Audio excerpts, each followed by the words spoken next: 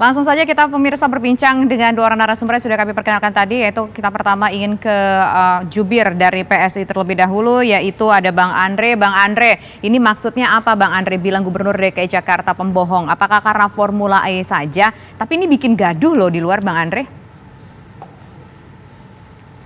Iya, disebut pembohong ya karena memang berbohong. Itu faktanya. Berbohong artinya apa yang dijanjikan tidak ditepati. Itu kan sesederhana itu saja sih sebetulnya. Jadi program Formula E yang tidak terdaftar di dalam agenda penyelenggara, kemudian waktu persiapan ada pohon mahoni yang ditebang, katanya akan dirawat dan bisa kembali. Sekarang apakah perawatannya sudah selesai apa belum? Kemudian program DP 0% yang sampai sekarang dari target 230-an ribu unit hanya ada di bawah 1.000 ya, nggak sampai 0,5%. Itu sampai di mana, bahkan proyeknya pun sekarang jadi masalah di KPK, bukan?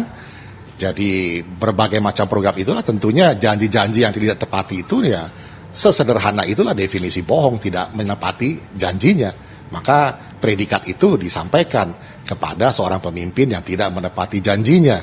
Dan ini harus menjadi catatan bahwa di dalam masa krisis utamanya seperti disampaikan oleh Bro Giring dengan jelas dan gamblang, perlu kejujuran dan transparansi terkait dengan Formula E. Ini kan sudah diminta oleh BPK juga. Bagaimana sekarang ini studi kelayakannya yang menjadi temuan dari BPK. Yang sampai sekarang juga oleh teman-teman di DPRD DKI Jakarta kan juga ditanyakan. Apakah layak apa tidak, kan mesti ada studinya. Apakah semua anggaran biaya itu sudah di-incurred, sudah masuk belum? Termasuk bank garansi tadi yang disebutkan, komitmen fee juga diperhitungkan, tidak dikeluarkan dari perhitungan. Itu kan juga belum dipenuhi. Nah, kalau itu semua tidak ada, itu namanya ya sederhana aja, ya bohong. Itu. Oke, nah sekarang kita ingin ke Bang Syarif, ke Gerindra dari DPR DKI Jakarta. Bang, gubernurnya dibilang pembohong, Bang. Gubernur yang diusung Gerindra juga dibilang pembohong, Mbak Rini, Bang. Bang Syarif. Ya. Assalamualaikum warahmatullahi wabarakatuh.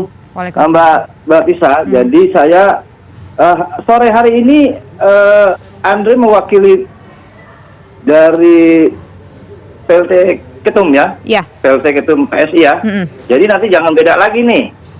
Saya ingin sekali berhadapan dengan PLT Ketum langsung nanti supaya nggak melintir-melintir lagi. Saya ingin katakan penting bahwa penggunaan kata bohong itu justru menjadi predikat terbalik. Justru PSI yang sangat berbohong kepada masyarakat. Kenapa, Bang? Memberikan informasi salah. Fakta dan data disampaikan tentang capaian tentang DP rupiah dan lain itu salah semua. Saya sudah berdebat di beberapa media.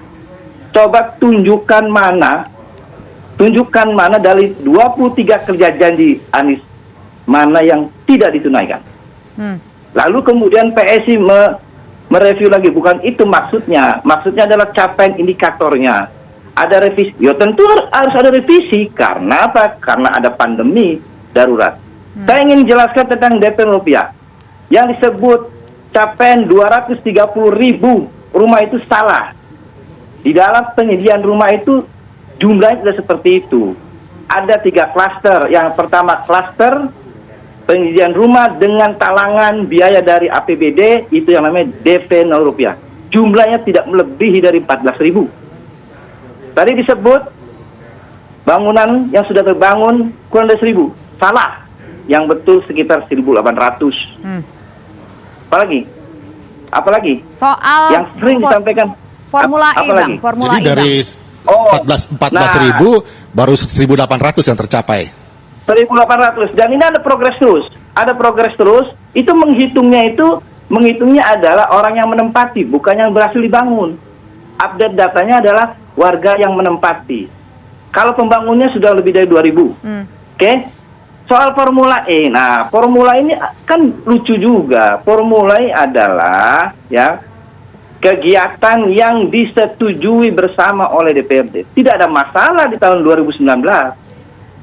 2020 ketika menghadapi pandemi, kemudian BPK keluar rekomendasi tahun 2021 agar dilakukan review studi kelayakannya harus diulang. Kedua, harus dilakukan pencarian kemandiran pembiayaan. Oke, tapi kan sudah ada sedang dalam proses. Oke, tapi soal pembayaran komitmen fee-nya, Bang, mungkin ini yang dikomplain sama Ketua Harian ataupun PLT-nya dari PSI. giring. Menurut Abang Oke, gimana, tadi Bang? salah juga menyebut. Pengumuman masa darurat pandemi itu adalah awal April atau persisnya tanggal 22 April. Oke? Sementara pembayaran commitment fee di sekitar Maret.